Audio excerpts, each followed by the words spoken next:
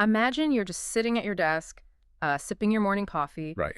You click send on a routine business transfer. It's just a standard supplier payment, something your company has done literally 100 times before. Yeah, totally normal Tuesday. Exactly. Yeah. The screen refreshes, the money is gone, and in that exact second, without any malicious intent, without even a shadow of a doubt in your mind, you have just accidentally committed a strict liability crime. Okay. A crime that carries a potential 10-year federal prison sentence. It's really the ultimate corporate nightmare. Mm. You go from this standard administrative task to potentially triggering a massive federal investigation. Mm. And the gap between those two realities is, it's dangerously thin, almost invisibly thin. It really is, because what you didn't realize is that somewhere deep in your supplier's corporate structure, or maybe connected to the actual vessel transporting your goods, there's a name. And that name sits on a very specific, very unforgiving list. So today, we're doing a deep dive into Australia's Consolidated List, or the AUCL. Which is maintained by the Australian Sanctions Office, Right. the ASO, and they sit within the Department of Foreign Affairs and Trade.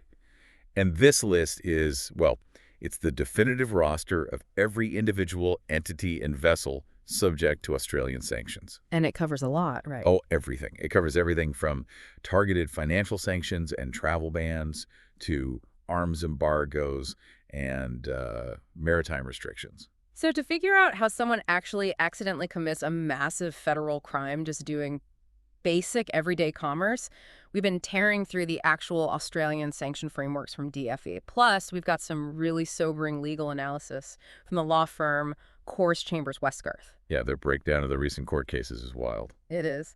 We also pulled some software compliance guidelines from AEB and international news reports from Interfax. So our mission today is to just completely demystify this list. We want to understand the granular mechanics of what it actually means to be sanctioned. And why any entity doing business, whether that's locally or globally, needs to be treating this like a high-stakes geopolitical minefield. Okay, let's unpack this. Before we look at the specific names on this list, I kind of want to understand the engine driving it. Like, how exactly does a name get pulled into this ecosystem in the first place? What really helps to think of the AUCL not as a single, monolithic policy, but more as the convergence of two distinct legal frameworks. Okay, two frameworks. Right. So first you have the United Nations Security Council sanctions. Right, the UN ones? Yeah. These are mandatory global sanctions.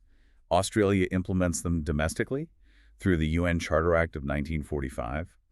So if the UN Security Council designates a specific terrorist organization or, say, a weapons proliferation network, Australia is legally bound by treaty to enforce that locally. Got it. And add those names to the Consolidated List. See, that part makes intuitive sense to me. It's the international obligation. If the UN says, stop doing business with this group, every member state basically just falls in line. Yeah. But reading through the Corrs Chambers Westgarth analysis, it seems like the real complexity and, honestly, the real danger for businesses comes from that second framework. Precisely. That second framework is autonomous sanctions. Right. And these are Australia's independent policy measures. They're implemented under the Autonomous Sanctions Act 2011 or the ASA. So this is separate from the UN. Completely separate. Yeah. This is where the Australian government decides, strictly as a matter of its own foreign policy, who poses a threat to international peace or who is engaging in activities contrary to Australian interests. And the philosophy behind how a country applies these independent sanctions, it seems to have just mutated entirely over the last few years. Oh, absolutely. Because it used to be pretty simple, right? A government would just look at a map, draw a heavy red circle around a specific country, say Iran or North Korea, and just say, nobody trade with anyone inside the circle. It was basically a geographic quarantine. Yeah, that's exactly what it was, a geographical quarantine. But over the last several years, there has been this monumental pivot toward what are called thematic or Magnitsky-style sanctions. Thematic sanctions. Right. You're no longer just embargoing a piece of land. Thematic sanctions untether the restrictions from national borders completely. So it literally doesn't matter where the person is physically located. Not at all. Under a thematic framework, the Australian government can target an individual anywhere on the globe for, say, serious violations of human rights or significant cyber incidents. Oh, cyber incidents, yes. Serious corruption, weapons proliferation, you name it. You could be a cyber criminal operating out of a completely unsanctioned allied country, Or you could be a corrupt official in a nation that Australia generally has great trade relations with. But if you trigger that criteria, you're on the You list. trigger the thematic criteria, you go on the list. And because of this shift from geography to behavior, Yeah. the sheer volume of names has just exploded. Right, because the net is so much wider now. Exactly. As of late 2024, the AUCL had grown to encompass almost 8,000 individuals and entities. Which is just a terrifying volume of entities for any compliance department to have to monitor. I mean, 8,000. And to actually see how aggressively wide this net is being cast, I want to look at a very specific recent update. Yeah, the June update. Right. Let's dig into the June 26, 2025 autonomous sanctions targeting Russia. Interfax and DFAT both reported really heavily on this. And when you read the names, it completely shatters the stereotype of who gets hit with an international sanction. It really does. It's a perfect case study of modern sanctions application. In that June update, Australia imposed targeted financial sanctions and travel bans on 37 Russian citizens and 7 related companies. Right. And look, you expect to see military generals, defense contractors, high-level politicians, Of course. and they are absolutely on there. But I'm scrolling through this update, and suddenly I hit a 33-year-old pop singer. Yeah, Yaroslav Dronov. Right. He goes by the stage name Shaman. And I keep scrolling, and there's Maria Kislyova. She's an Olympic synchronized swimmer who turned into a TV presenter. Yeah. You've got an actor, Vyacheslav Manokarov, and media executives like Aram Gabrielianov. It's wild. And the corporate side is equally unexpected, honestly. It wasn't just arms manufacturers or, uranium mines.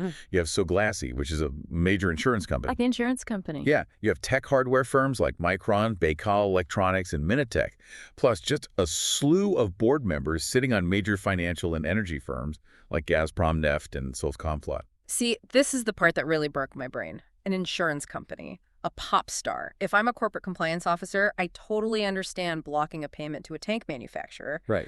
But how does an Olympic swimmer or a pop singer end up on a high-stakes, do not engage financial blacklist? Well, to understand the mechanism there, we have to look really closely at the specific legal criteria DFAT uses for these autonomous additions, specifically what they call the Russia criteria. What's the Russia criteria? Okay. So, the Minister for Foreign Affairs has the power to designate a person or entity, if they are satisfied that the person is, or has been, engaging in an activity that is of economic or strategic significance to Russia. Economic or strategic significance. That is the key phrase there, strategic significance. It also aggressively applies to current or former senior officials, and this is important, their immediate family members. Wait, let me test this analogy. It feels like the government is viewing the target state as a massive spider web. In the old days, you'd just aim for the spider, right? The military or the head of state. But now they're realizing that if you pull on an outer thread, say a cultural icon who happens to be promoting state interests, or maybe a technology company manufacturing a completely mundane processor for civilian use. Yes. That vibration travels all the way back to the center of the web. That is exactly the logic at play. Modern geopolitical strategy recognizes that state power isn't just projected through artillery and tanks. It is projected through media ecosystems, through economic stability provided by, insurance firms, through technological independence, and even through cultural influence. Wow. So if a TV presenter is deemed to be of strategic significance to a state's messaging apparatus, they get caught in the web. By sanctioning the surrounding ecosystem, the goal is to isolate the entire state apparatus, not just its kinetic military branch. And just to be absolutely clear for our listeners, as analysts, we are strictly looking at the structural mechanics of this policy. But of course. We aren't taking a political stance or endorsing the viewpoints of the sources. We're just observing how the autonomous sanctions regulations are being heavily deployed as a foreign policy tool. Yeah, we're just breaking down the machinery of it. Right. But practically speaking, I mean, if the government is casting a net this wide, catching singers and insurance brokers, the immediate panic for a business owner is, how the hell am I supposed to know if my new client is on this list? Is there just some master database everyone is checking? Yes, and this is where the daily reality of compliance becomes incredibly tedious. If you go to the DFAT website, you can actually download the Australian Sanctions Consolidated List as an Excel spreadsheet. It's literally an Excel spreadsheet. It is literally an Excel spreadsheet. But it is not a simple contact list. It contains multiple columns that act as heavily weighted triggers for global compliance algorithms. I really want to break down how those columns actually work, because if a company's software is just scraping the spreadsheet, the specific data formatting must be critical. Oh, it is entirely critical. Huh. The first major hurdle is the name type and alias strength columns. Alias strength. Yeah, obviously people attempting to evade international sanctions rarely use their primary passport name to register a shell company, so the list is packed with aliases. But DF differentiates between strong aliases and weak aliases. Okay, what's the difference? So a strong alias is a name closely, verifiably linked to the entity, so perhaps a known forged passport name they've used, or a documented legal pseudonym. And a weak alias. A weak alias might just be a common nickname, or a slightly different transliteration of a Cyrillic or Arabic name, or even just a generic operational handle. See, that sounds like an absolute nightmare for a compliance algorithm. How does software even handle a weak alias? Because if the list flags a generic translation of a common name, and that happens to match the name of a completely legitimate, unrelated business owner in, say, Brazil, your system is going to freeze the transaction. And it does, constantly. Oh yeah. These are known as false positives. A highly sensitive algorithm will see a weak alias match and instantly halt a multi-million-dollar supply chain. The compliance team then has to manually investigate the Brazilian business owner, verify their identity, document the false positive, and then manually clear the transaction. That sounds exhausting. It is a massive, ongoing drain on corporate resources. But the alternative, ignoring a weak alias and accidentally funding a sanctioned entity, is legally catastrophic. So beyond the aliases, you've got these true and false binary columns on the spreadsheet. Right. Not everyone on the list is subject to the identical set of penalties. So the spreadsheet has specific columns that will simply read true or false. Yeah. You have columns for targeted financial sanctions, travel bans, arms embargoes, and maritime restrictions. So the software has to read the flags. Exactly. So a compliance system has to not only match the name, but then read the specific true or false flags to determine what kind of interaction is legally prohibited. And I noticed in the compliance guide, there is this really bizarre exception regarding maritime restrictions and North Korea. Ah, yes, a DPRK exception. This is a perfect example of how fragmented this system can be. Right. So the AUCL includes vessels that are designated under Australia's autonomous sanctions. However, North Korean vessels that are sanctioned globally by the United Nations are not on the AUCL. Wait, they aren't? No, they are kept on a completely separate standalone database called the 1718 Designated Vessels List, which is maintained directly by the UN. Why would they separate them? If the goal is a consolidated list, why force a shipping company to check two different databases? Usually it goes down to bureaucratic jurisdiction and how the UN treaties were drafted versus domestic Australian law. But the practical result is exactly what you hinted at. A compliance officer working in global logistics cannot rely solely on the AUCL. Wow. If they do, and they charter a UN-sanctioned North Korean vessel, they're committing a crime. They have to cross-reference multiple international lists simultaneously just to be safe. I want to talk about how vessels are tracked, actually, because you can't exactly use a passport name for a cargo ship, and ships can just be, repainted and renamed overnight, right? Exactly, which is why compliance software relies heavily on the IMO number, the International Maritime Organization number. Okay. It's a unique 7-digit identifier assigned to a propelled seagoing merchant ship. And it remains linked to the hull for its entire lifetime, regardless of changes in name, flag state, or owner. Like a VIN number for a car. Exactly like a VIN number. So the AUCL and the 1718 list will track the IMO. If your system flags a clean-sounding ship name, but the IMO number matches a designated vessel, the transaction is dead. Okay, let's look at the financial side of this. Let's say your software runs, and there's a true in the targeted financial sanctions column for a client. What does that actually demand of a business in the real world? Well, a true in that column acts as an immediate hard stop on any commercial interaction. A targeted financial sanction criminalizes directly or indirectly, making any asset available to that person or entity. Furthermore, if you are currently holding a controlled asset that's owned or controlled by that sanctioned person, you are legally required to freeze it immediately. I want to talk about that word asset, because I think the baseline assumption for most business professionals is that an asset means cash. Right, of course. It means a bank transfer, or maybe a shipping container full of physical goods. But reading DFAT's definitions, the threshold is so much wider than that. The definition of an asset under Australian sanctions law is aggressively broad. It is defined as any type of property, tangible or intangible, movable or immovable, however acquired. Right, so I know it covers real estate and obviously it covers cryptocurrency now, but it's the intangibles that are shocking to me. If I'm reading this correctly, providing a simple software patch or even conducting a technical support call with a sanctioned company counts as transferring an intangible asset. You are reading it completely correctly. Intellectual property rights, technical data, software updates, or the provision of a specialized service, these are all considered assets. Just a tech support call. Yes. If an Australian tech company pushes a routine security patch to a server, and that server is owned by a sanctioned entity, that company has just made an intangible asset available to a designated person. Which brings us back to that terrifying scenario we opened with. The list is exhaustive. The definition of an asset is practically microscopic in its detail, but the legal interpretation of violating these rules, well, that's where the gloves really come off. We need to talk about strict liability. Strict liability is the legal doctrine that keeps corporate executives awake at night. So strict liability, let me make sure I have this right. It's like a speed camera. It doesn't matter if my wife is in labor in the passenger seat, or if a tree branch was covering the speed limit sign, or if my speedometer was physically broken. If my car crosses that line and the camera flashes, I get the ticket. My intent is completely irrelevant. Exactly. Except in this case, the ticket isn't a couple $100s.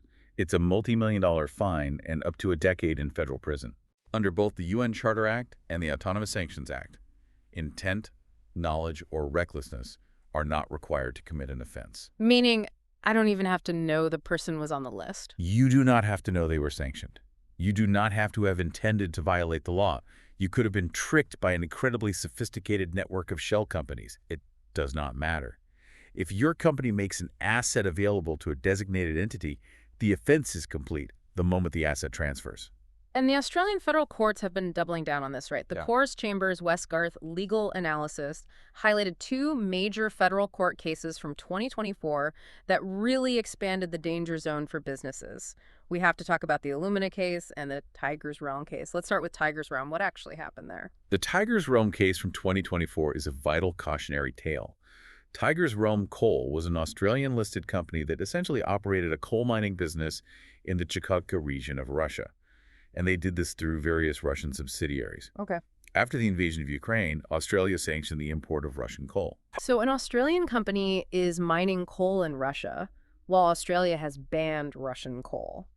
How did they try to navigate that? Well, they tried to rely on the corporate veil and strict definitions of physical movement.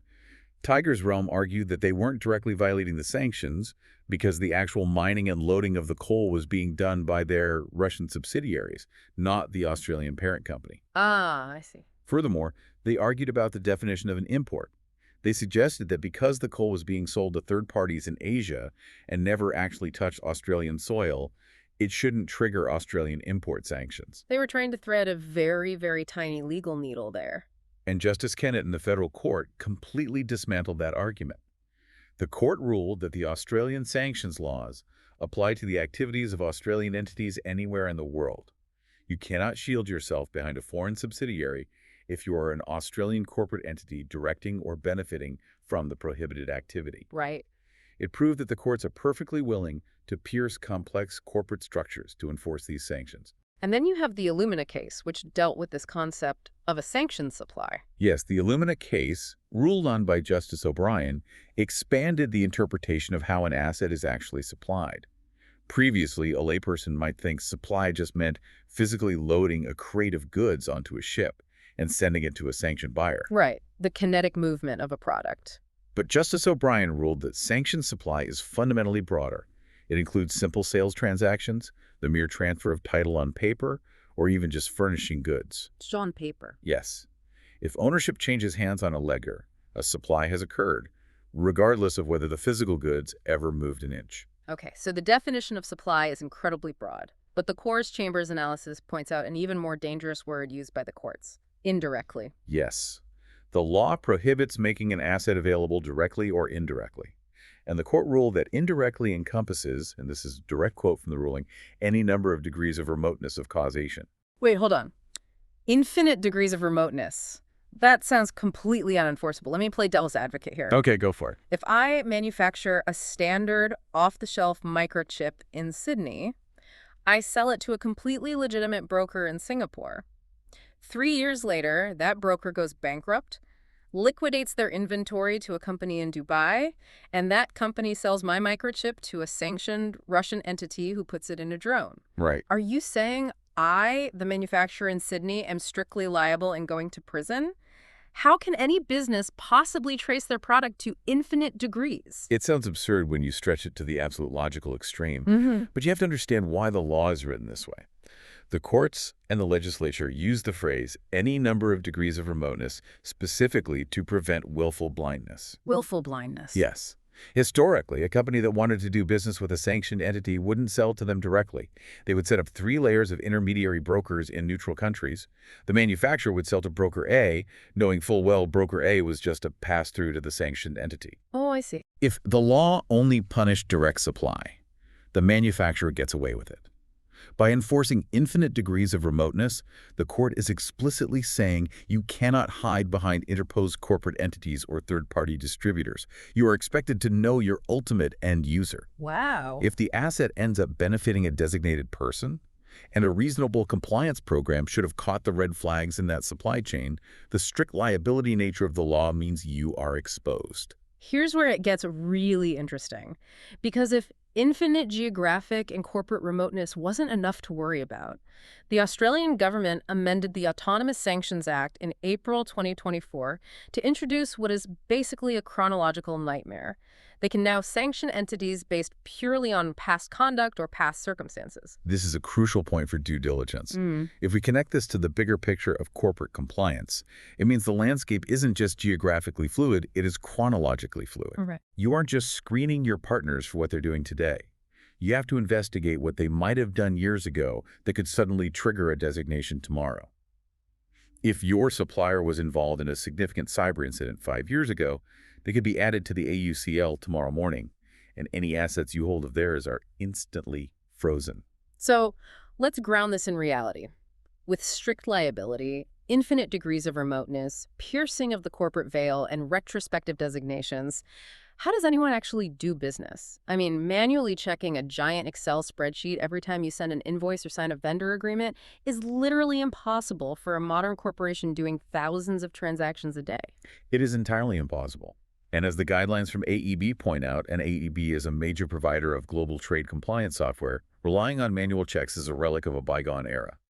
Automated integration into your enterprise resource planning, or ERP, and customer relationship management, CRM systems is essentially mandatory. How does that actually work mechanically during a transaction? Like, what is the software doing? Essentially, you need compliance software that sits quietly in the background of your daily operations. Every time a new vendor is added to the CRM or an invoice is generated in the ERP, the system makes an API call to a live database that is constantly mirroring the AUCL, the UN 1718 list, and lists from other jurisdictions like the US OFAC list. Okay, so it's talking to all these lists at once. Right. It runs complex algorithms to check for strong aliases, weigh the probability of weak aliases, and cross-reference IMO numbers. It happens in milliseconds. If it finds a match, it physically blocks the ERP from executing the transaction. Okay, let's play out that scenario. The software is running. You are about to sign a massive contract with a new logistics provider. The system pings, a red flag pops up, and it's a hard match on the AUCL. What is the immediate next step? Because I imagine you can't just delete the email, tell the client no thanks, and walk away, right? No, absolutely not. Just walking away is a failure of your legal obligations, especially if you have already come into possession of an asset belonging to them. If you hold a controlled asset, say, they've already transferred a $50,000 deposit to your corporate bank account, or maybe you are holding their physical cargo in your warehouse pending shipment. Yeah. You are legally required to freeze it immediately. Freeze it, meaning I can't return the $50,000 to them. You absolutely cannot return it. Returning it would be making an asset available to them. You cannot move the cargo. You lock it down completely. Okay, it's frozen. Then what? Then the reporting obligations kick in. First, you must immediately email the Australian Sanctions Office at DFA. They have a specific address for this. asset.freezing@dfat.gov.au. Catchy. Very, but that's just the policy side. Crucially, because violating sanctions is a federal crime, you must also formally notify the Australian Federal Police, the AFP. You literally have to call the police. Yes. You go through the AFP's online report, a crime portal. You have to provide specific documented information about the frozen assets, the entity involved, and how you came to be in possession of them, in accordance with federal regulations. You are essentially handing a live investigation over to federal authorities. Now, what if you have a match, but you have a vital, perhaps even legally binding reason to proceed with the transaction? Let's say it's a humanitarian delivery of medical supplies. Or maybe you are legally obligated by a pre-existing contract that you signed years before this entity was sanctioned, and breaching that contract would just destroy your own company. Is there an appeals process? Can you ask for permission? There is a pathway, but it is heavily guarded. You can apply for a sanctions permit through DFT's online portal, which is known as PBAFX. I was looking at the user guide for the PBEX portal, and it is honestly wild. It is not a simple, fill out your name, explain your problem, and hit submit situation. It is intensely rigorous. Extremely. You can only apply under very strict, legally defined criteria. For example, you might apply for a basic expense dealing, meaning the transaction is strictly necessary to satisfy the basic survival needs of a designated person. Or you might apply for a legally required dealing, or a contractual dealing, where you can prove the contract predates the sanction designation. And the burden of proof is entirely on the applicant. You have to navigate this incredibly stressful digital gauntlet.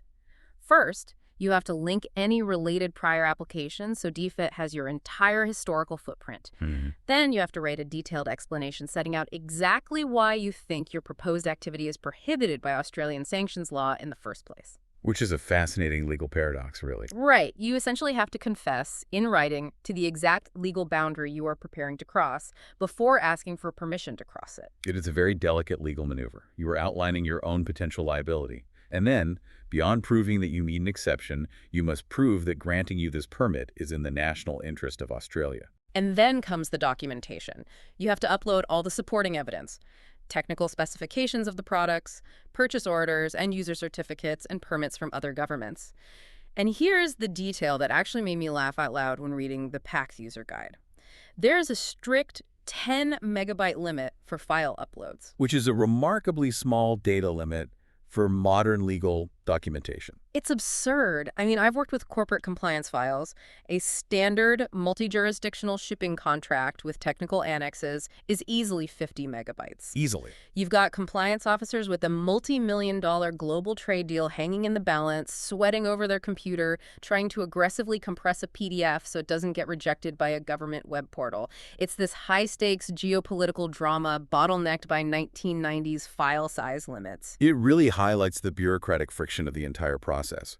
And to add to that stress, the PAX guide contains a very stern warning in bold text at the end of the process. Once submitted, your application cannot be edited. Exactly. It requires an incredible amount of precision.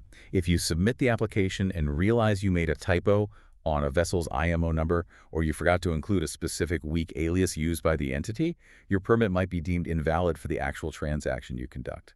And if you proceed with an invalid permit, you are instantly back in the realm of strict liability offenses. So let's talk about that ultimate cliff edge, the absolute worst case scenario. A company doesn't invest in the automated software, or maybe they have it, but a manager ignores the red flag because they are just desperate to hit a quarterly sales target. They bypass the PAIC portal entirely, and they intentionally, or even accidentally, supply an asset to an entity on the AUCL. What actually happens when the Australian Federal Police knock on the door? The penalties are specifically designed to be financially ruinous to corporations and personally devastating to individuals. DFAT recently updated the penalty structure, and as of July 2026, so very recently for our current timeline, the stakes have never been higher. Give me the numbers. What are we looking at? Let's start with individuals. This means the executives, the compliance officers, the sales managers who authorize the transaction. The maximum penalty is up to 10 years in federal prison. 10 years. 10 years. On top of that, or alternatively, there's a massive financial penalty. The law states the fine is 2,500 penalty units. Okay, pause there for a second. Why do they use the term penalty units? Why doesn't the law just say a fine of X million dollars? It's a mechanism used in Australian law to account for inflation without having to constantly rewrite legislation. A penalty unit is a set monetary value defined by the Crimes Act. Every few years, the government increases the value of a single penalty unit to match inflation. When they do that, it automatically increases the fines across thousands of different federal offenses simultaneously. That's actually pretty smart. Yeah, it's efficient. Under the newest valuation for 2026, 2,500 penalty units equals $910,000. Nearly $1 million for an individual. Yes. Or, and this is where it gets worse, if the transaction was highly lucrative, the court can bypass the penalty units entirely and fine the individual 3 times the total value of the illegal transaction, whichever is greater. Oh, wow. And what about the corporation itself? For bodies corporate, the multiplier is severe. A maximum fine of 10,000 penalty units. Right now, that translates to $3.64 million, or again, 3 times the value of the transaction. If your company illegally supplies a $50 million shipment of technology to a sanctioned entity, the corporate fine could be $150 million. And just to clarify jurisdiction, because we discussed the Tigers Realm case earlier, you don't actually have to be standing on Australian soil to be hit with these penalties by the AFP, do you? Not at all. Australian sanctions laws have incredibly broad extraterritorial reach. They apply to any activities conducted inside Australia, obviously, but they also apply to activities conducted anywhere in the world by Australian citizens and by Australian incorporated bodies. Anywhere in the world. Anywhere.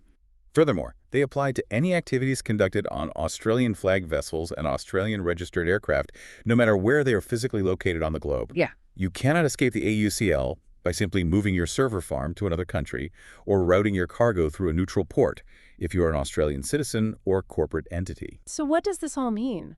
When we step back and look at this massive, terrifying ecosystem, the AUCL isn't just some political statement read out at a press conference at the UN.